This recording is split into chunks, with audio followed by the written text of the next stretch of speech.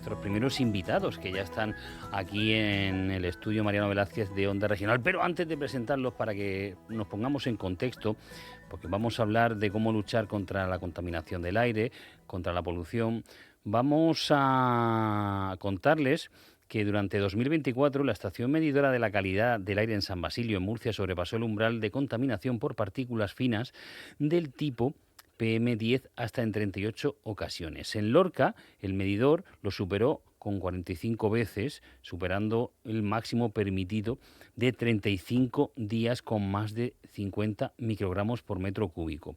A veces lo que hay o lo que tenemos en la región es polvo sahariano, y esto se suma a los planes y contraplanes, fruto del choque de políticas, no a la suma de políticas, que ha ocurrido, por ejemplo, en Murcia ciudad. Así lo explica la abogada Rocío Arregui, que ha redactado un protocolo para mejorar esta situación.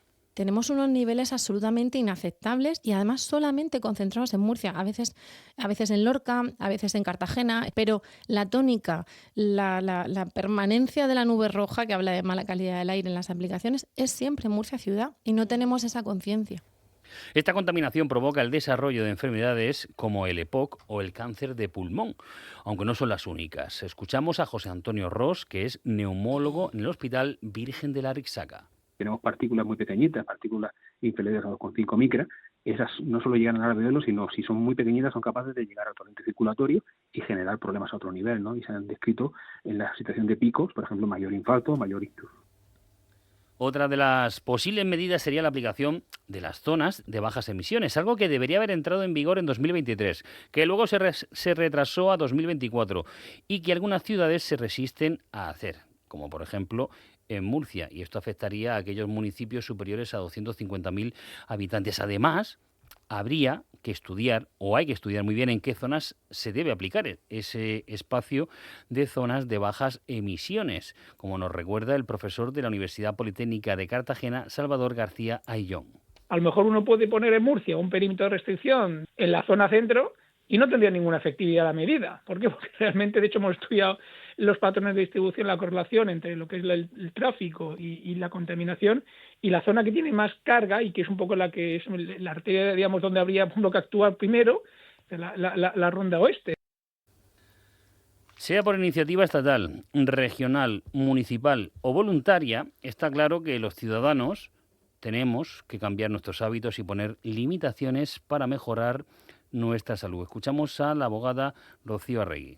Tenemos que tener claro que esas limitaciones vienen para, primero, evitar un daño a la salud y, segundo, a largo plazo, para establecer medidas más óptimas, más beneficiosas para todos, ¿no? Para que reduzcamos el tráfico rodado, un transporte público más eficiente, quitemos las quemas agrícolas.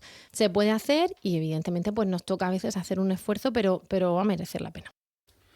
Pues precisamente de esos esfuerzos y de esos cambios que merecen la pena vamos a hablar en esta tarde, porque la Unión Europea ha lanzado el proyecto LIFE-NIF, cuyo objetivo es cambiar el transporte por carreteras, no solo en la región de Murcia, sino en toda Europa, midiendo las emisiones procedentes de los frenos y los neumáticos. Cuando damos un frenazo, cuando damos un acelerón.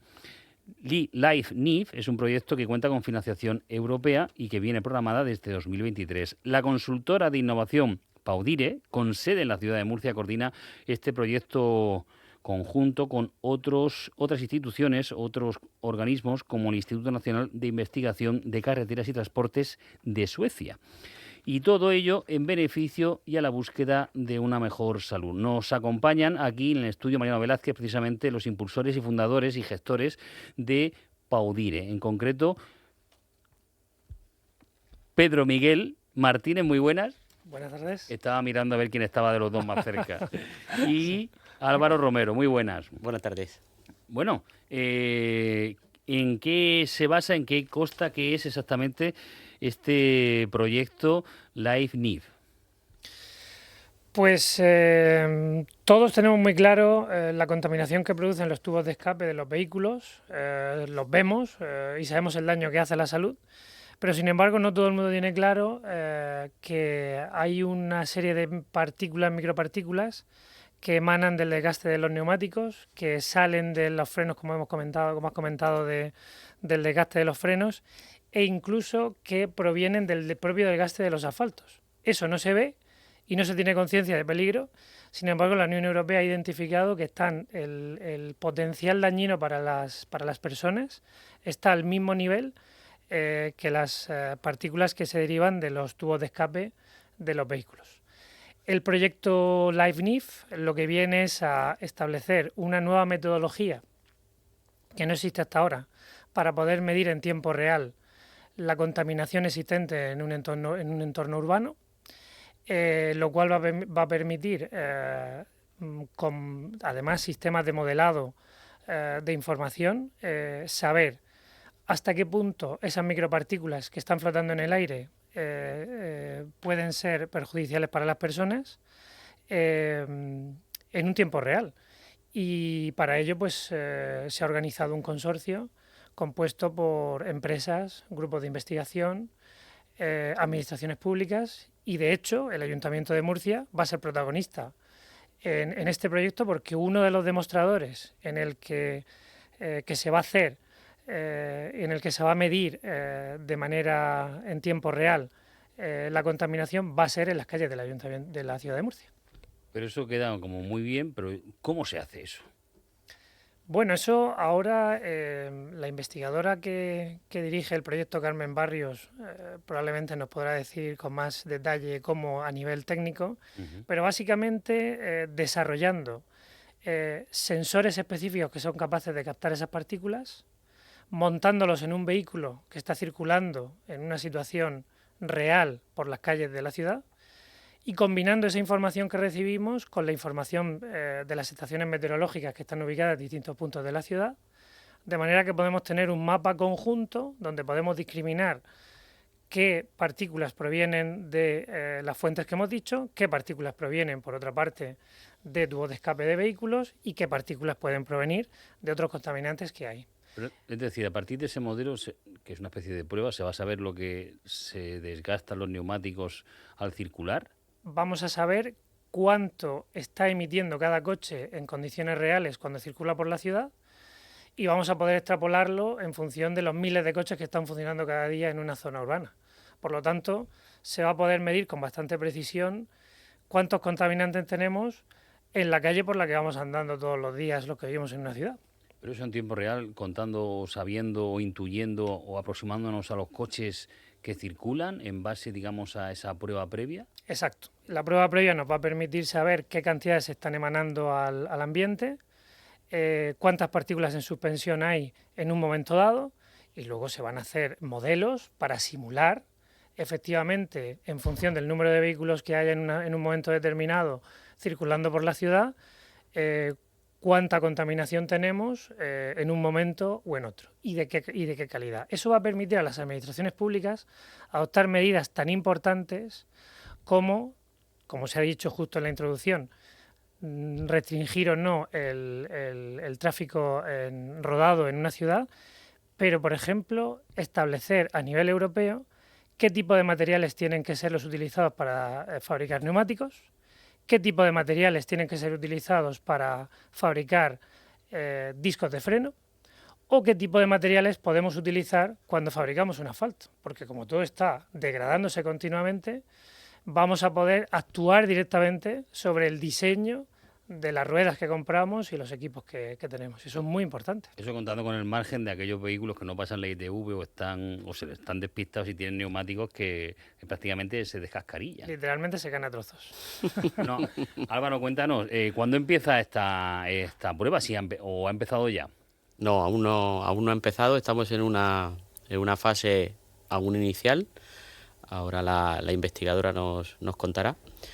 Y bueno, hay empresas de asfaltos, que dentro del consorcio hay empresa de asfaltos, empresa de neumáticos, empresa de frenos, Instituto de Investigación sueco.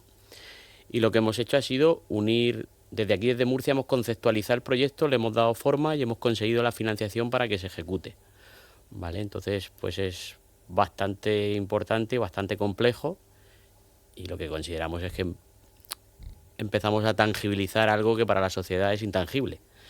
Podemos no solamente ir a lo que vemos, que es una medida de restricción del tráfico, sino irnos atrás, como ha comentado Pedro Miguel, y crear normativa o presionar y crear normativa para que los fabricantes utilicen otro tipo de materiales y vivamos en definitiva un pelín más sanos.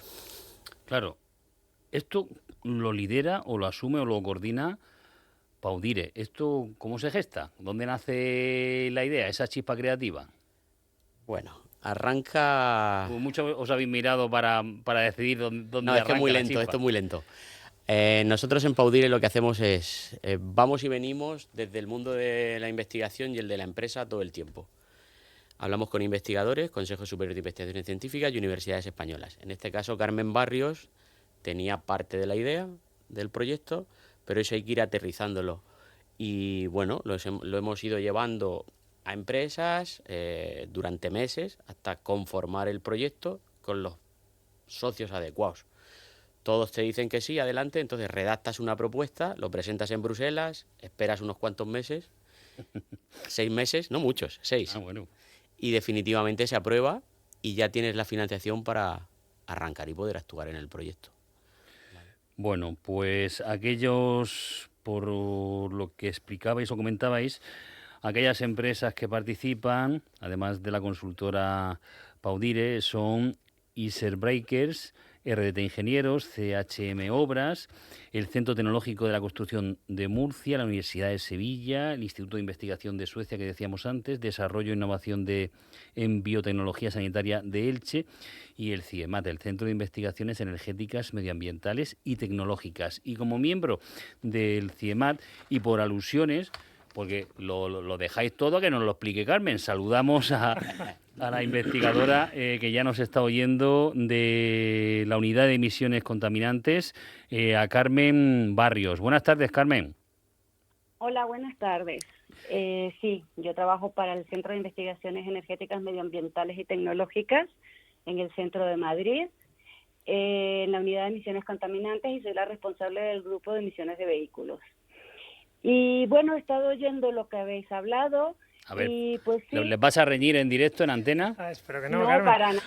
para nada. Paudire ha sido un apoyo fundamental. Sin Paudire, toda la gestión y el peso de solicitar un proyecto tan grande a Europa, pues se nos hubiera complicado muchísimo más. La verdad es que sí, en que su apoyo ha sido absolutamente fundamental. Y bueno, la idea parte fundamentalmente de que como nosotros nos dedicamos a la medida de emisiones provenientes de vehículos, originalmente todo nació por las emisiones provenientes de los gases de escape.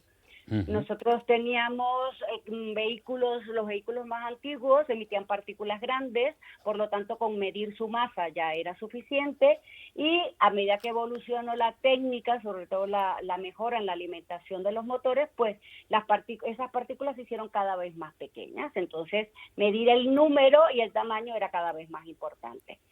Una vez solucionado eso y con la entrada de los vehículos eléctricos al parque automotor, pues nos encontramos con que mientras el vehículo era más pesado, más capacidad tenía para emitir partículas pequeñas provenientes de frenos, de las pastillas y de los discos, provenientes del pavimento y provenientes de las ruedas.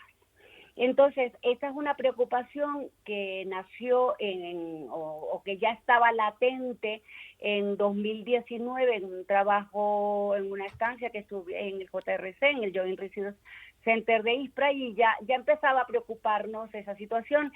Y entonces, cuando Paudire nos conversó con nosotros acerca de trabajos de mitigar el impacto ambiental de las emisiones de los vehículos, pues claro, era nuestra oportunidad. Y la verdad es que fue muy bien recibida, nos dieron todo lo que pedimos en la propuesta y ya tenemos 10 meses que comenzó el proyecto, 10, 11 meses, y hemos avanzado bastante. Son 4 años, evidentemente todavía nos queda mucho por trabajar, pero hemos avanzado, hemos medido, hemos sido capaces de demostrar que sí, que las emisiones provenientes del non-exhaust, que como se conoce a nivel europeo, las emisiones provenientes no del escape de los vehículos, tienen un impacto muy relevante a medida, sobre todo a medida que aumenta el peso del vehículo. Como sabemos, en los vehículos eléctricos el peso es un problema fundamental, el peso de las baterías.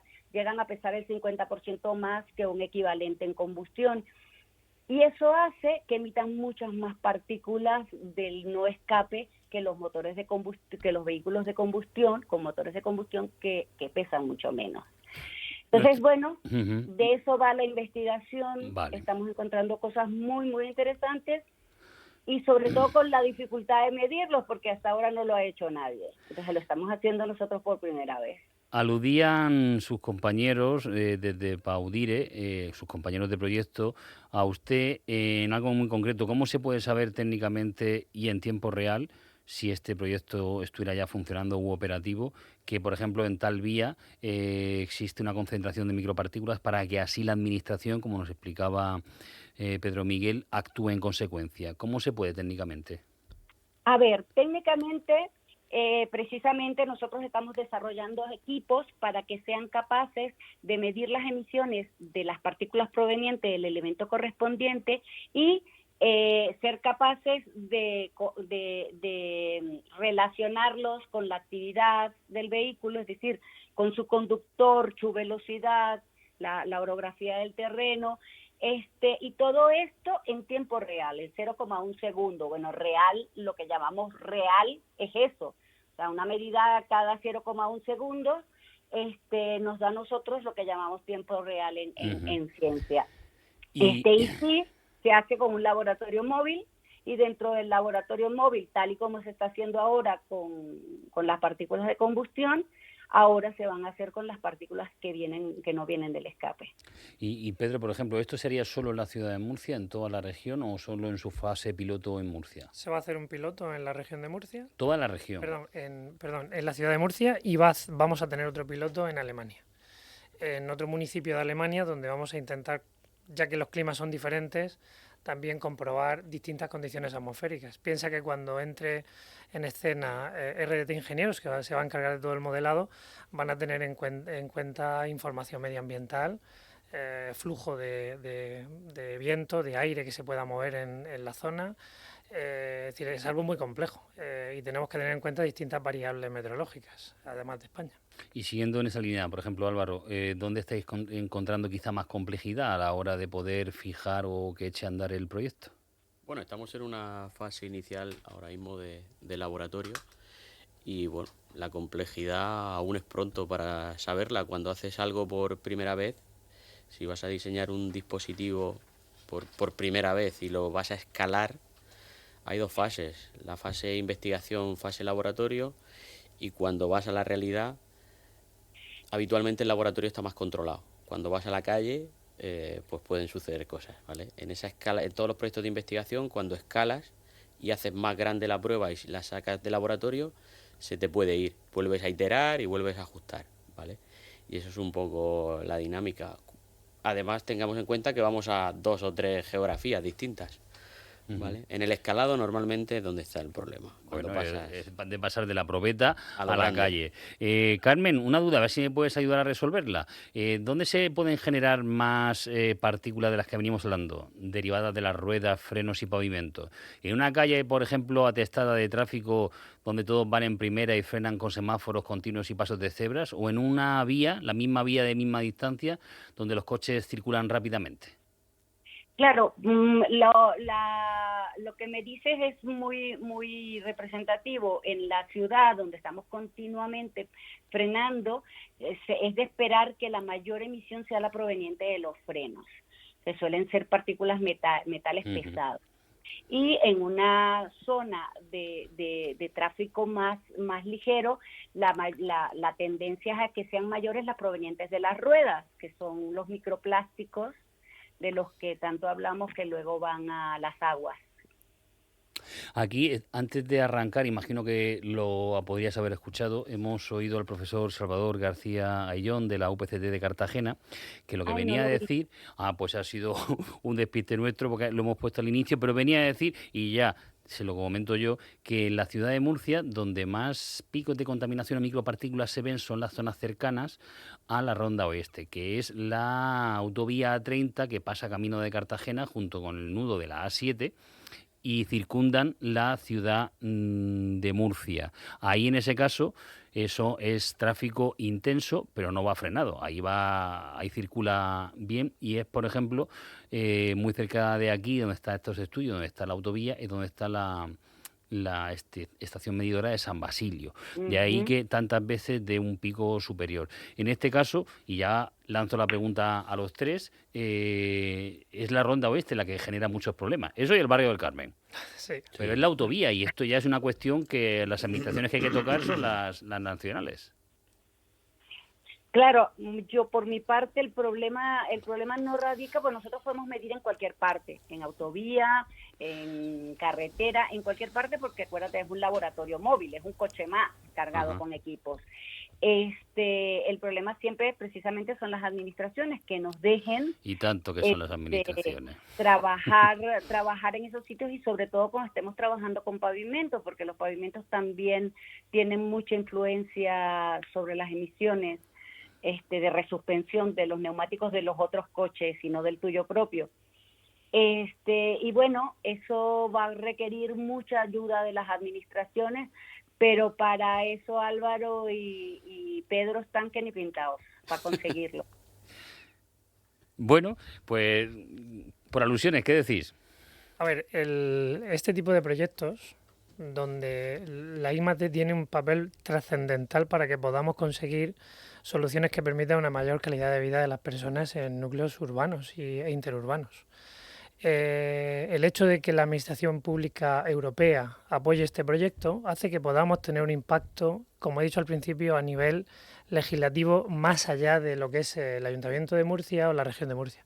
Es decir, podemos a través de esta investigación conseguir influir en la normativa que se aplica a nivel europeo al respecto. Si el proyecto tiene los resultados esperados, a un medio o largo plazo, porque esto es muy complicado, es decir, la Ronda Oeste no puedes cortarla, evidentemente, pero sí que podemos influir en la legislación que viene a futuro para que si nosotros no podemos disfrutar de los beneficios de esto, que lo puedan disfrutar nuestros hijos, que son los que vienen por detrás. Pero aquí papel fundamental de la Unión Europea y de investigadoras como Carmen, con las que trabajamos, evidentemente. Y luego tenemos algunas administraciones locales que no aplican la normativa de la zona de bajas emisiones. Ese es el problema, pero acabarán entrando. Acabarán entrando. Cuando lo tangibilizas y tienes resultados de proyectos, pues vas influyendo y la normativa siempre va detrás de la ciencia. Eso pasó con las partículas provenientes de los gases de escape. Fue un proceso bastante largo. Nosotros en 2006 ya las medíamos y hasta la normativa, hasta 2017 o 18 no salió la normativa que regulaba. 10, 12 años, pues nada. Y les iba a decir que cuando empecéis el modelado nos aviséis y volvemos a charlar, pues ya si eso no se... Esto saldrá más rápido, ¿eh? Seguro, seguro que sí. Bueno, pues Pedro Miguel Martínez y Álvaro Romero de Paudire, muchísimas gracias por vuestra presencia aquí, enhorabuena por ese proyecto y que vaya todo poco a poco, pero escalando bien. Bien, Gracias, muchas gracias. Y Carmen Barrios, investigadora del CIEDMAT, en concreto de la Unidad de Emisiones Contaminantes, muchísimas gracias por sus explicaciones y su participación en esta conversación. Muchas gracias. Muchísimas gracias a ustedes por dejar que nuestra voz llegue a la gente común, normal. Estamos para eso. Gracias a usted.